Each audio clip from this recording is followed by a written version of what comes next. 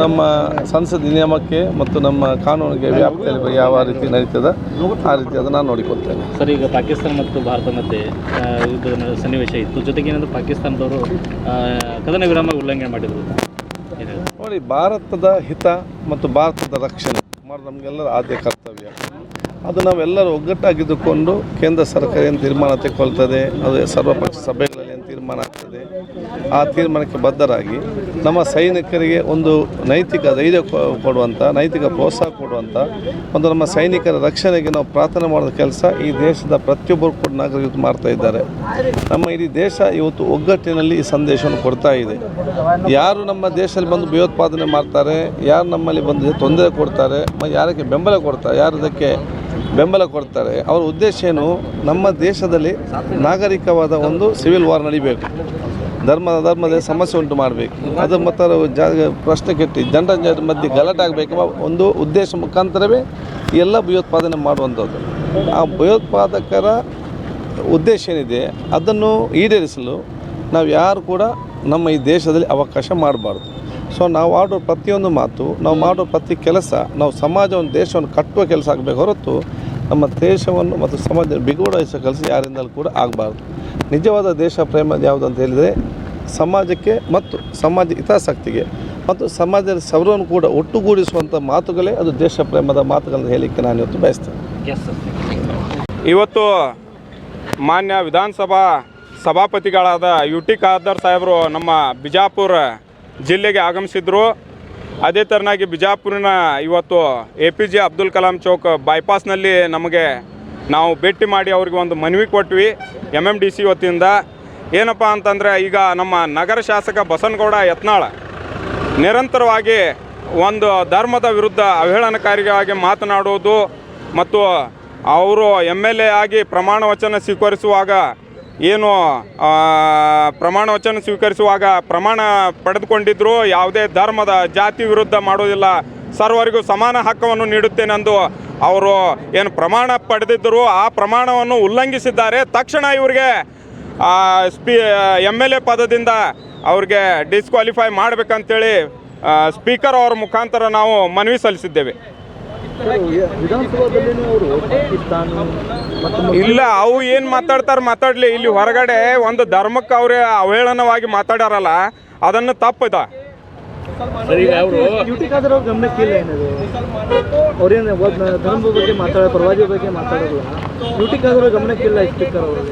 ಇಲ್ಲ, ಗಮನಕ್ಕಿದೆ. ನಾವು ಅವ್ರಿಗೆ ಮನವಿ ಮಾಡ್ತಾ ಇದ್ದೀವಿ. ಈ ಥರ ಅವರು ಶಪಥ ಏನು ಪಡ್ಕೊಂಡಾರ, ಆ ಶಪಥದ ಉಲ್ಲಂಘನೆ ಮಾಡ್ತಾ ಇದ್ದಾರೆ. ಆ ಶಪಥ ಉಲ್ಲಂಘನೆ ಆತಂದ್ರೆ ಅವರು ಶಾಸಕ ಸ್ಥಾನಕ್ಕೆ ಉಳ್ಕೊಳ್ಳೋದು ಅರ್ಹರಲ್ಲ. ಇದು ನಿಯಮಿತವಾಗಿ ನಮ್ಮ ಕಾಂಗ್ರೆಸ್ ಸರ್ಕಾರ, ನಮ್ಮ ಸಿದ್ದರಾಮಯ್ಯ ಸಾಹೇಬರು ಇದನ್ನು ಗಂಭೀರವಾಗಿ ಪರಿಗಣಿಸಬೇಕಾಗಿತ್ತು. ಯಾಕೆ ಪರಿಗಣಿಸ್ತಾ ಇಲ್ಲ ಅಂತೇಳಿ ಅವರು ಕೂಡ ನಾವು ಕೇಳ್ತಾ ಇದ್ದೀವಿ. ಅದೇ ಥರನಾಗಿ ನಮ್ಮ ಮುಸ್ಲಿಂ MLAಗಳು, ನಮ್ಮ ಮುಸ್ಲಿಂ ಮಿನಿಸ್ಟರ್ ಅವರು ಏನು ಮಾಡ್ತಾ ಇದ್ದಾರೆ, ಅವ್ರು ಯಾಕೆ ಬಾಯಿ ಮುಚ್ಕೊಂಡು ಸುಮ್ಮ ಕುಂತಿದ್ದಾರೆ? ನಾವು ಬರೀ ಅದರ್ ಕಾಸ್ಟ್ MLAಗಳಿಗೆ ಇಲ್ಲಿ ಕೇಳಿದ್ವಿ, ಆದ್ರೆ ನಮ್ಮದೇ ಆದಂಥ MLCಗಳು, ರಾಜ್ಯಸಭಾ ಸದಸ್ಯರು, MP ಗಳು, ಮುಸ್ಲಿಂ MP ಗಳು, ಮುಸ್ಲಿಂ MLAಗಳು ಅವ್ರೇನು ಮಾಡ್ತಾ ಇದ್ದಾರೆ ಅವ್ರಿಗೂ ಕೇಳ್ತೀವಿ ನಾವು ಈ ಮುಖಾಂತರ. ಕೇವಲ ಇಲ್ಲಿ ಯಾವುದೋ ಒಬ್ಬ ಮೌಲಾನ ಬೆನ್ನತ್ತಿ ಹೋಗಿ ಅಲ್ಲಿ ಮೌಲಾನ ಕೆಲಸ ಮಾಡ್ಕೊಂಡು ಬರೋದು ಇದೇ ಆಗತ್ತದ ನಾಟಕ. ಬೆಂಗಳೂರಿಗೆ ಹೋಗ್ತಾರ, ಒಂದು ಟೀಮ್ ತೊಗೊಂಡು ಹೋಗಿ ತಮ್ಮ ಇದಕ್ಕೆ ಫಂಡ್ ಹಾಕ್ಕೊಂಡು ಬರೋದು. ಫಂಡ್ ಬೇಡ ನಮಗೆ. ನಮ್ಮ ಹುಜೂರ್ ಪ್ರವಾದಿ ಅವ್ರ ಬಗ್ಗೆ ಏನಾಗ್ಯದಲ್ಲ, ಸುಮ್ಮ ಅಲ್ಲಿ ನಿಂತು ಒಂದು ಸ್ವಲ್ಪ ಅತ್ತಂಗೆ ಕರೆದಂಗೆ ಮಾಡಿ ಮತ್ತು ಅದೇ ನಾಟಕ ಮಾಡೋದಲ್ಲ. ಸ್ಪಷ್ಟವಾಗಿ ಹೇಳ್ತಾ ಇದ್ದೀವಿ, ಬಿಜಾಪುರ ನಗರದ ಜನತೆ ಎಲ್ಲರೂ ಕೂಡಿ ನಿಮ್ಮದು ಎಲ್ಲ ಅಬ್ಸರ್ವ್ ಮಾಡತ್ತೀವಿ ನಾವು. ನಾಳೆ ನೀವು ಸರಿಯಾಗಿ ಮುಸ್ಲಿಂ MLAಗಳಿಗೆ ಹೋಗಿ ನೀವು ಭೇಟಿ ಆಗಬೇಕು. ಇವತ್ತು ಮುಂದಿನ ದಿನಗಳಲ್ಲಿ ನಿಮ್ಮ ವಿರುದ್ಧ ಹೋರಾಟ ಚಾಲು ಆಗ್ತದೆ. ಮುಸ್ಲಿಂ MLAಗಳು ಬಾಯಿ ಮುಚ್ಕೊಂಡು ಇನ್ನೂವರೆಗೂ ಒಂದು ಕೂಡ ಮಾತಾಡಿಲ್ಲ. ಯಾಕೆ ಮಾತಾಡಿಲ್ಲ ನೀವು ಮಿನಿಸ್ಟ್ರ್? ಯಾಕೆ ಮಾತಾಡಲಿಲ್ಲ ರೀ? ನಿಮಗೆ ಹಕ್ಕಿಲ್ಲ? ಹುಜೂರ್ ಪಾಕ್ ಸಲ್ಲಲ್ಲಾಹು ಅಲೈಹಿ ವಸಲ್ಲಂ ಇಡೀ ವಿಶ್ವಕ್ಕೆ ಅವರು ಪ್ರವಾದಿಗಳು, ನಿಮಗೆ ಸಂಬಂಧ ಇಲ್ಲ? ನೀವು ಮಾತಾಡಬೇಕು. ಅವ್ರ ವಿರುದ್ಧ ಹೋಗಿ CM ಅವರ ಹತ್ರ ಹೋಗಿ ಮಾತಾಡಿ. ಈ ಥರ ಮಾಡ್ತಾ ಇದ್ದಾರೆ. ಇಡೀ ವಿಶ್ವಕ್ಕೆ ಶಾಂತಿ ದೂತ ಆಗಿ ಬಂದಂಥವ್ರ ಬಗ್ಗೆ ಮಾತಾಡಿದ್ದಾರೆ. ಇವ್ರಿಗೆ ಯಾಕೆ ನೀವು ಕ್ರಮ ಕೈಗೊಳ್ಳಂಗಿಲ್ಲ ಅಂತೇಳಿ ಮುಸ್ಲಿಂ MLAಗಳು, MP ಗಳು, ರಾಜ್ಯಸಭಾ ಸದಸ್ಯರು ಅಷ್ಟು ಜನ ಹೋಗಿ ಒಂದು ನಿಯೋಗ ಹೋಗಿ ಭೇಟಿ ಆಗ್ರಿ. ಇದನ್ನು ಇವತ್ತು ನಾನು ಹೇಳ್ತಾ ಇದ್ದೀನಿ, ನಾಳೆ ಇಡೀ ಕರ್ನಾಟಕ ಹೇಳ್ತದೆ ನಿಮ್ಗೆ. ಮನವಿದಾಗ ಅವ್ರಿಗೆ ಡಿಸ್ಕ್ವಾಲಿಫೈ ಮಾಡ್ರಿ ಅಂತ ಅದ ರೀ. ಸ್ಟಾರ್ಟಿಂಗೇ ನಿಮಗೆ ಹೇಳಿದೆ ನಾನು. ಟೈಮಿಂಗ್ ನಿಮಗೆ ಕೊಟ್ಟಿರಿ ನೀವು ಈ ಟೈಮ್ದಲ್ಲಿ ಮಾಡಬೇಕು ಟೈಮಿಂಗ್ ಅವರ ಸ್ಪೀಕರ್ ಅವ್ರಿಗೆ ಪರಮಾಧಿಕಾರ ಇದೆ. ಅವರು ಇವತ್ತು ಮಾಡ್ಬೋದು, ಅದಕ್ಕೆ ನೋಟಿಸ್ ಮಾಡಿ ಮುಂದಿನ ತಿಂಗಳನ್ನು ಮಾಡ್ಬೋದು. ಆದ್ರೆ ಮಾಡಿ ಅಂಥೇಳಿ ನಮ್ಮ ಕರ್ತವ್ಯ, ನಾವು ಮಾಡಿ ಅಂಥೇಳಿ ಹೇಳ್ತಾ ಇದ್ದೀವಿ. ಇದು ಕಾನೂನಾತ್ಮಕ ಹಕ್ಕನ್ನು ನಾವು ಕೇಳ್ತಾ ಇದ್ದೀವಿ. ಅವ್ರು ಮಾಡಿದಂತಹ ಕೃತ್ಯವನ್ನು ಖಂಡಿಸಿ ನಾವು ಇವತ್ತು ಮನವಿ ಕೊಡ್ತಾ ಇದ್ದೀವಿ. ಸರ್, ಇದು ಮುಸ್ಲಿಂ ಹೋಡದಲ್ಲಿ ಬಂದಿದ್ದು ಸರ್ಕಾರ, ಈಗ ನೀವೇ ಅವರಿಗೆ ನಿಮ್ಮ ಹಕ್ಕು ಕೇಳೋದು ಪ್ರಶ್ನೆ ಯಾಕೆ ಬಂತು ಅಂತೇಳಿ ಒಂದು ಪ್ರಶ್ನೆ ಕೇಳಬೇಕಲ್ರಿ. ಯಾವಾಗ ಸರ್ಕಾರ ಕೇಳಂಗಿಲ್ಲ, ನಾವು ಕೇಳಬೇಕು. ಅವ್ರು ನಮ್ಮ ಮಾತು ಕೇಳಲಿಲ್ಲ ಅಂದ್ರೆ ನಾವು ಅವ್ರಿಗೆ ಕೇಳಬೇಕಾಗ್ತದೆ. ಎಷ್ಟು ಸಲ ಸಿಎಂ ಅವರು ಹೇಳ್ಯಾರ ಮುಸ್ಲಿಂ 84% ಜನರು ನಮಗೆ ವೋಟ್ ಹೌದು ಸರ್ಕಾರ ನಮ್ಮ ಅಧಿಕಾರದಲ್ಲಿ ಬಂದಿದೆ ಅಂತ ಹೇಳಿ ಈಗ ಕೇಳತ್ತೀವಿ. ಅವ್ರು ಮಾಡಬೇಕಾಗಿತ್ತು ಮೋಟೋ ಆಗಿ ಅವ್ರ ಮೇಲೆ ಸರ್ಕಾರ ಕೇಸ್ ಮಾಡಬೇಕಾಗಿತ್ತು. ಆದರೆ MMDC ವತಿಯಿಂದ ನಾವು ಹುಬ್ಬಳ್ಳಿಯಲ್ಲಿ ಆದಂಥ ಘಟನೆ ಬಗ್ಗೆ ನಾವು ಹೋಗಿ ಕೇಸ್ ಮಾಡಿದ್ದೀವಿ. ಅದೇ ಥರನಾಗಿ ಮತ್ತೆ ಹೋಗಿ ಪಂಚನಾಮ ಮಾಡಿ ಕೇಸ್ ಫಿಕ್ಸ್ ಮಾಡಿದ್ದೀವಿ, ಗಟ್ಟಿ ಮಾಡಿದ್ದೀವಿ. ಆ ಕೇಸನ್ನು ಈ ಸರ್ಕಾರ ಸರಿಪಡಿಸಿ ಅದರಲ್ಲಿ ಪರ್ಫೆಕ್ಟ್ ಚಾರ್ಜ್ ಶೀಟ್ ಮಾಡಿ ಅವ್ರಿಗೆ ಶಿಕ್ಷೆ ಆಗುವ ನಿಟ್ಟಿನಲ್ಲಿ ಕೆಲಸ ಮಾಡ್ಬೇಕಂತೇಳಿ ಆಗ್ರಹ ಪಡಿಸ್ತೀವಿ. ಯಾವುದಿಲ್ಲ, ಅವು ಬೇರೆ ಕೇಸಿಗೆ ತೊಗೊಂಡಾರ. ಇದಕ್ಕೇನು ಇಷ್ಟೇ ಏನೂ ಇಲ್ಲ ಸರ್. ಇವತ್ತು ಅವ್ರು ಹೇಳಿದ್ದಾರೆ ಅಂಬೇಡ್ಕರ್ ಅವರು ಮುಸ್ಲಿಂ ಅವರಿಗೆ ಅವಾಗೆ ಪಾಕಿಸ್ತಾನ್ಗೆ ಕಳಿಸ್ಬಹುದು ಅಲ್ರಿ. ಅವರು ಇವ್ರ ಬಗ್ಗೆ ಎಷ್ಟು ಹೇಳ್ಯಾರ ಗೊತ್ತದ? ಪುಸ್ತಕ ಅದಾವ ಬರ್ದಿದ್ದ. ಇವರು ಬಾಬಾ ಸಾಹೇಬ್ರಿಗೆ ಊರೊಳಗೆ ಕರ್ಕೊಳ್ಳಿಲ್ಲ, ಸಾಲಿ ಒಳಗೆ ಕರ್ಕೊಳ್ಳಿಲ್ಲ, ಕೆರೆ ಮುಟ್ಲಾಕ್ ಕೊಡಲಿಲ್ಲ, ಅವೆಲ್ಲ ಹೇಳಂಗಿಲ್ಲನ? ಇನ್ನೂ ಆದರೂ ಇಲ್ಲೇ ನಡ್ರಿ, ಇಲ್ಲೇ ಹಳ್ಳಿಗಳೊಳಗೆ ಅಸ್ಪೃಶ್ಯತೆ ಅದ ಗೊತ್ತದೇನು ಅವ್ರಿಗೆ? ಬಸವನಗೌಡ್ರಿಗೆ ನೋಡ್ತಾರ ಅಸ್ಪೃಶ್ಯತೆ ಆಚರಣೆ ಅದ. ಇನ್ನೂ ಬಾಬಾ ಸಾಹೇಬ್ ಅಂಬೇಡ್ಕರ್ ಅವರ ಕುಡಿಗಳು ಇನ್ನೂ ಆದರೂ ಹೊರಗೆ ಹೊರಗೆ ಕೂತು ಚಾ ಕುಡಿತಾರೆ ಹೋಟೆಲ್ ಒಳಗೆ ಹೊರಗೆ. ಅದು ಗೊತ್ತಾಗಂಗಿಲ್ಲ. ಅವ್ರು ಏನು ಹೇಳ್ಯಾರ, ನಾಗ್ಪುರ ಒಳಗೆ ಅವರು ಪ್ರಮಾಣ ವಚನ ಸ್ವೀಕರಿಸಿದ್ರು. ಆ ಪ್ರಮಾಣ ವಚನೊಳಗೆ 21 ಏನಿದ್ದು ಅವು ಶಪಥಗಳು ಅವು ಗೊತ್ತದಾವ, ಅವು ಓದ್ರಿ.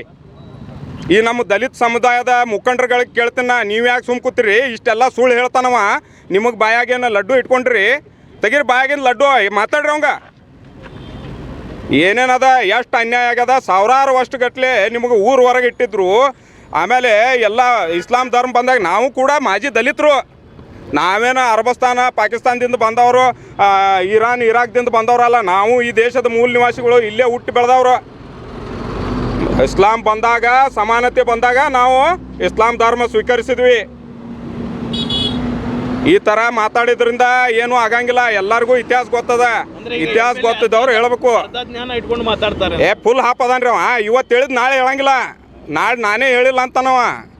ಅವನ್ ಚಾಣ ಅದಾನ. ಅವ್ನು ಬೆನ್ನ ಹತ್ತಿ ಎಲ್ಲ ಮೀಡಿಯಾದ ಮೈಕ್ ಓದು ಮುಂದಿನ ಹುಡುಗರು ಹುಯ್ ಮಾಡಿದ ಅಂದ್ರೆ ಏನು ಬೇಕಾದ್ ಮಾತಾಡ್ತಾನವ. ಮಹಾತ್ಮ ಗಾಂಧಿ ಬಗ್ಗೆನೂ ಹಗುರವಾಗಿ ಮಾತಾಡಿದ್ದಾರೆ ಸರ. ಅವು ಯಾರ ಮುಂದೆ ನೀವು ಏನು ಕೇಳ್ತೀರಿ ಅದ್ರ ಬಗ್ಗೆ ಹಗುರವಾಗಿ ಮಾತಾಡೋದ್ರಿಂದ ಅವ ಒಂದು ಏನಾಗ್ಯದ ಅವಂಗ ಹುಕ್ಕಿ ಹೇಳ್ತದಂತಾರಲ್ಲ, ನಿತ್ತಲ್ಲೇ ಹುಕ್ಕಿ ಅಂತಾರಲ್ಲ, ಹಂಗೈತೆ ಅವಂಗ. ಮೈಕ್ ಓತಂದ್ರೆ ಏನು ಬೇಕಾದ ಬಾಯಾಗ ಬರ್ತದ ಅದು ಹೇಳೋದು. ಅವಂಗ ಎಲ್ಲರೂ ಹೇಳ್ಯಾರ ತೆಲಿಗೆ ಬಾಯಿಗೆ ಕನೆಕ್ಷನ್ ಇಲ್ಲ ಅಂತೇಳಿ. ಏನು ಬೇಕಾಗ್ಯದ, ಮೀಡಿಯಾಗೂ ಒಂದು ಸ್ವಲ್ಪ ಮಸಾಲ ಬೇಕಾಗಿರ್ತದ ದಿನ ಬೆಳಗಾದ್ರೆ. ಅದು ಓಡಿಸೋದು ನೀವು ಬಿಡ್ರಿ. ನಾಳಿಂತ ಅವ್ನು ತೋರಿಸೋದು ಅದು ತಾನೇ ಕಂಡಮ್ ಆಗಿ ಹೋಗ್ತದ. ಅಲ್ಲ ಸರ್, ಇವರು CM ಪಾಕಿಸ್ತಾನ ಏಜೆಂಟ್ ಅಂತಾರೆ, ಕಾಂಗ್ರೆಸ್ ಪಾರ್ಟಿಗೆ ಪಾಕಿಸ್ತಾನ ಪಾರ್ಟಿ ಅಂತಾರೆ ಸರ. ಯಾಕೆ ಕಾಂಗ್ರೆಸ್ ಅವ್ರು ಸುಮ್ ಕೂತಿದ್ದಾರೆ? ಒಬ್ಬ ಹುಚ್ಚ ಇರ್ತಾನ್ರಿ. ಹುಚ್ಚಿನ ಕೈಯಾಗ ಒಂದು ಕಲ್ಲು ಇರ್ತದ. ಅದು ಇವಂಗೆ ಬೀಳ್ತದೋ ಅವ್ಗೆ ಬೀಳ್ತದೋ ಗೊತ್ತಿಲ್ಲ. ಹುಚ್ಚಿನ ಕೈಯಾಗಿನ ಕಲ್ಲು ಇದ್ದಂಗೆ ಅದು ಯಾಕಡೆ ಬೀಳ್ತದ ಗೊತ್ತಿಲ್ಲ ಏನ್ರಿ? ಹುಚ್ಚಿನ ಕೈಯಾಗಿನ ಕಲ್ಲು ಅದು ಯಾಕಡೆ ಬೇಕಾದ ಬೀಳ್ತದ ಅದು ಕಲ್ಲ. ಈಗ ಮುಂದೆ ಯಾವ ರೀತಿ ನಿಮ್ಮ ಪ್ರತಿಭಟನೆ? ಇಲ್ಲ, ನಮ್ಮ ಹೋರಾಟ ನೋಡ್ರಿ, ಅನ್ಯಾಯ ಸಂವಿಧಾನಬದ್ಧ ಕಾನೂನುಬದ್ಧ ಹೋರಾಟ ಮಾಡೋರೇ, ಮಾಡ್ತಾ ಇರೋರೇ. ಇಂಥವ್ರಿಗೆ ಕಿತ್ತು ಒಗೆಯುತ್ತಾನ ನಾವು ನಿರಂತರ ಹೋರಾಟ ಮಾಡ್ತೀವಿ.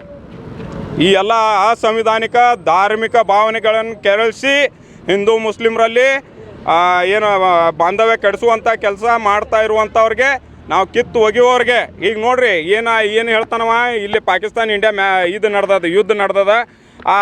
ಇದು ಕರ್ನಾಟಕ ಯಾರು ಹೇಳ್ರಿ? ಎಲ್ಲ ಪಾಕಿಸ್ತಾನ ಧ್ವಂಸ ಮಾಡಿದವ್ರು